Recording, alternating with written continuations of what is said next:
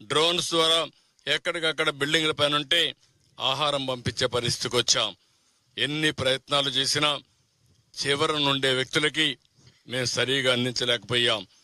ఒక దుర్మార్గుడి యొక్క పాలనలో వీళ్ళు చేసిన తప్పుడు పని వల్ల ఎలాంటి దుర్మార్గమైన కార్యక్రమాలు తయారయ్యే పరిస్థితి వచ్చింది.